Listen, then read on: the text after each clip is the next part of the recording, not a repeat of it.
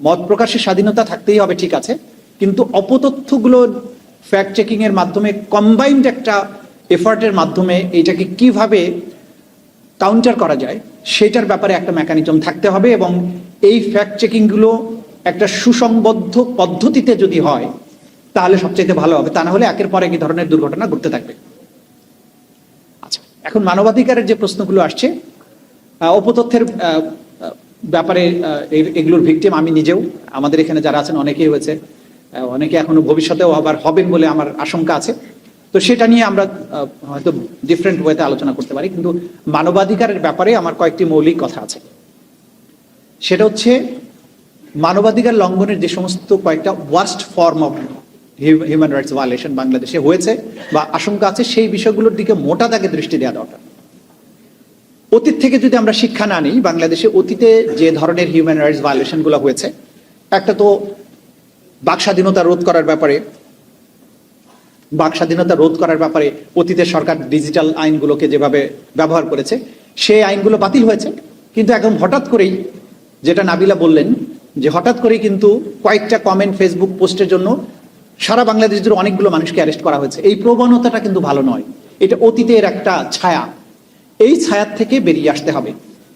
এই ব্যাপারে যেহেতু আগের আইনগুলো বাতিল হয়েছে, সুতরাং এই আইনগুলো বাতিল হওয়া সত্ত্বেও এটাকে ভিন্ন ফর্মে গিয়ে মামলা করার মাধ্যমে আবারও সেই কণ্ঠরোধের যে সংস্কৃতি, সেটা বাংলাদেশে আর ফিরে আসতে দেওয়া উচিত হবে না। এবং সেই ব্যাপারে সরকার যেন অবশ্যই সতর্ক থাকেন এবং যথাযথ ব্যবস্থা গ্রহণ করেন, এটা সরকারকে অবশ্যই সেই বিষয়ে ব্যবস্থা নিতে হবে। দ্বিতীয়ত হচ্ছে মানবাধিকার কমিশন বলে যে সংস্থাটি প্রতিষ্ঠা করা হয়েছিল অন্তর্বর্তীকালীন সরকারের সময়। একজন বলেছেন যে আওয়ামী লীগ সরকারের আমলের যে মানবাধিকার কমিশন, সেটা যে কি জিনিস সেটা গত 17 বছর আমরা টের পেয়েছি। এইটাকে কার্যকর একটা কমিশন করার ব্যাপারে অন্তর্বর্তীকালীন সরকারের আমলে যে আইনটা হয়েছিল সেটা ওনারা রেটিফাই করলেন না পার্লামেন্টে। তারা বলেছেন এর চেয়েও ভালো আইন তারা করবেন, এখনো কিন্তু হয়নি, প্রথম অধিবেশন চলে গেছে। এবং সেই আইনটায় সরকার যে ত্রুটিগুলোর কথা বলেছিলেন সেইগুলো যে আসলে কোনো ত্রুটি নয়, সেগুলো মানবাধিকার কমিশনের যারা সদস্য ছিলেন, ডক্টর নাবিলা ইদ্রিস এখানে উপস্থিত আছেন, তারা ক্যাটাগরিক্যালি প্রত্যেকটা পয়েন্টে গভর্নমেন্টের উত্থাপিত প্রশ্নের জবাব দিয়ে তারা কিন্তু সবাই মিলে পদত্যাগ করেছেন। সুতরাং এই আইনটা র্যাটিফাই না করার যে সিদ্ধান্ত, এটি একটি মন্দ সিদ্ধান্ত এবং এইটাকে আমরা জাতি হিসাবে কোনো অবস্থাতেই ভালোভাবে নিতে পারছি না। আমরা আশা করব, সরকার বলেছেন ভালো করে আইনটা করবেন, অবিলম্বে ভালো আইনটা আমরা দেখতে চাই। সেটা যদি না হয় ধরে নেওয়া হবে আপনারাও কিন্তু মানবাধিকার লঙ্ঘন করার নিয়াতে আছেন। এইটা বাংলাদেশের জন্য শুভ সংকেত নয়। থার্ডলি যেটা বলবো, আমার যেটা ইস্যু ছিল সেই বিষয় নিয়েই কথা বলা উচিত। বাংলাদেশে কি ফর্মে মানবাধিকার লঙ্ঘন হয়েছে এই বিষয়গুলো মানুষ ভুলে যেতে বসেছে। গুম কমিশন যেভাবে তথ্য উদ্ঘাটন করেছেন, তারা বলেছেন, রিপোর্টে দিয়েছেন, কিন্তু এর যে প্রতিদিনের কার্যবিবরণী এবং প্রত্যেকটা মানুষের দুঃখের যে কাহিনী, এগুলো কিন্তু সেইভাবে মিডিয়াতে আসেনি। ইভেন গুমের যে মামলাগুলো আন্তর্জাতিক অপরাধ ট্রাইব্যুনালে বিচারাধীন আছে, বিচারাধীন থাকার কারণে অনেক তথ্য প্রকাশের ব্যাপারে আমাদের সাবধান হতে হবে যাতে বিচার কার্যে কোনো প্রভাবিত না হয়। ফেসবুকে প্রতিনিয়ত দেখবেন, যখনই আমি কোনো বক্তৃতা দেই যে এরকম একটা ভয়ঙ্কর আয়নাঘর ছিল, বলে যে এই আমি কিন্তু সেই সাইবার বুলিং এর শিকার হই, যে আমি সবচেয়ে নাকি মিথ্যা বানায় কথা বলি।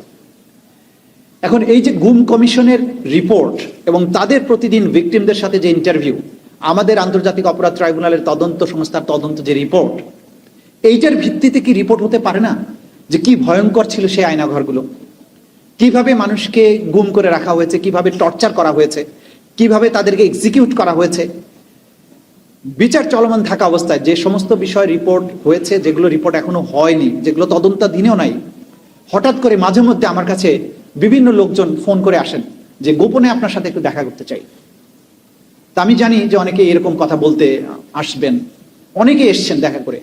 তো যে বিষয়গুলো নিয়ে আমরা কাজ করছি, দেখা গেল তার বাইরেও উনি যখন একটা নিরাপত্তা সংস্থায় বিভিন্ন বাহিনীতে দায়িত্ব পালন করেছেন, তিনি বলেছেন স্যার আমি এই জিনিস দেখেছি, কিভাবে আমাকে নিয়ে গিয়ে 3 জন যুবককে তুলে নিয়ে আমাকে বলা হলো পদ্মা নদীর ওখানে মাওয়া ঘাটে তুমি থাকবে, তুমি তাকে স্পিডবোট সাপোর্ট দিবে। স্পিডবোট সাপোর্ট দিতে গেলাম, নিয়ে গেল তো আমাকে সহ 3 জন 21-22 বছরের ছেলেকে নিয়ে গেল চাঁদপুরের মোহনায় গিয়ে প্রথম একদম ভিকটিমকে চোখ খুলে বললো যে তুমি একে গুলি করো। সে অফিসার বলল আমি গুলি করতে পারবো না। এই ছেলেটার দোষ কি? বললো আমি তোমাকে বলছি এটাই কি যথেষ্ট না? বলছে না, এটা যথেষ্ট নয়, আমি এই ছেলের অপরাধ না জেনে তাকে আমি গুলি করে হত্যা করতে পারবো না। তখন সে প্রচন্ড গালাগালি করে তাকে মাথায় গুলি করে দিল এবং তারপরে লাথি মেরে, তখনও পেট কাটা শুরু হয়নি, মাঝে মধ্যে হয়তো পেট কাটা করতো কিনা জানি না, একটা ইটের বস্তা বেঁধে আবার তাকে ফেলে দিল। দ্বিতীয় ছেলেটিকে মারার সময়ে উনি বলছেন যে তখন আর পিস্তল ব্যবহার না করে ওকে কাছে টেনে নিয়ে একটা ইঞ্জেকশন বের করলো পকেট থেকে বা ব্যাগ থেকে, ইঞ্জেকশনটা দিল। ছেলেটা তখন এরকম গো গো করতে করতে করতে করতে কাঁপতে কাঁপতে সে মারা গেল, ওকেও ইট বেঁধে ফেলে দিল। তৃতীয়টাকেও ইঞ্জেকশন না দিয়ে আবার গুলি করলো। এই যে ইঞ্জেকশন দেয়া মারার যে কয়েকটা পদ্ধতি ছিল, এগুলো গুম কমিশন তাদের রিপোর্টে খুব স্পষ্টভাবে উল্লেখ করেছেন। একজন ব্যক্তি ছিলেন, আমি নাম উল্লেখ করছি না, সুতরাং এগুলো বিচারের মধ্যে কোনো প্রভাব ফেলবে না, রিপোর্টের মধ্যে এগুলো আছে। যে ধরে নিয়ে প্রথম যে সাদা পোশাকে আসতো, এসে প্রথমে পেছন থেকে তাকে, তো অনেকগুলো ধাপ ছিল। প্রথম ধাপ ছিল মনিটরিং, টেলিফোনে মনিটর করতো, তার সোশ্যাল মিডিয়া মনিটর করতো, তার অবস্থান নির্ণয় করা হতো। তারপরে পিক আপ করা, পিক আপ করার পরেই প্রথমে যখন পিক আপ করে গাড়িতে তোলা হতো, গাড়িতে কিছু যন্ত্রপাতি থাকতো। একটা ছিল হ্যামার, 10 কেজি ওজনের হাতুড়ি থাকতো। কিছু কিছু ভিকটিমকে যদি মনে হতো যে এটার বেশি আর বিচার টিচার দরকার নেই, ওকে মাথায় বাড়ি দিয়ে ওখানে শেষ করে ফেলতো, পরবর্তী সময় কোথাও লাশ ডিসপোজাল করতো। দ্বিতীয় ব্যবস্থা ছিল গাড়িতে তুলে ইঞ্জেকশন দিয়ে অজ্ঞান করে ফেলতো, অজ্ঞান করার পরে জায়গা মতো নিয়ে গিয়ে আবার জ্ঞান ফিরে পরে জিজ্ঞাসাবাদ, টর্চার এগুলো করতো। কোনো কোনো ক্ষেত্রে গাড়িতে ইঞ্জেকশন দিয়ে মেরেই ফেলতো। তৃতীয় আরেকটা ছিল বলস মেশিন, বলতো যে একটা ইলেকট্রোকিউট করার একটা যন্ত্র, ব্যাটারি চালিত একটা ইলেকট্রোকিউট করার যন্ত্র ছিল, যে জননাঙ্গে একটা ক্লিপ লাগিয়ে দিয়ে তারপরে বিদ্যুৎ চালু করা হতো, অসহ্য যন্ত্রণা হতো, তার মুখগুলো আবার বেঁধে দেওয়া হতো। এই যে হরিবল স্টোরিজ, শত শত, গুম কমিশন কয়শো, সেভারেল থাউজেন্ডস অ্যাপ্লিকেশন তারা ডিল করেছেন, আমরা সেভারেল হান্ড্রেডস ডিল করছি এখন। এই স্টোরিগুলো, এই যে মানবতা বিরোধী অপরাধ এবং মানবাধিকারের যে ভয়ানক লঙ্ঘন, এই স্টোরিগুলো যখন আপনারা সামনে আনছেন না, তখন যারা এই অপরাধের সাথে সম্পৃক্ত এবং এই অপরাধকে যারা সমর্থন করেছেন, তারা কিন্তু প্রতিনিয়ত সোশ্যাল মিডিয়াতে উল্টো ন্যারেটিভ দাঁড় করানোর চেষ্টা করছে এবং তাদের পেছনের এই অপরাধগুলোকে ঢেকে ফেলার চেষ্টা করছে।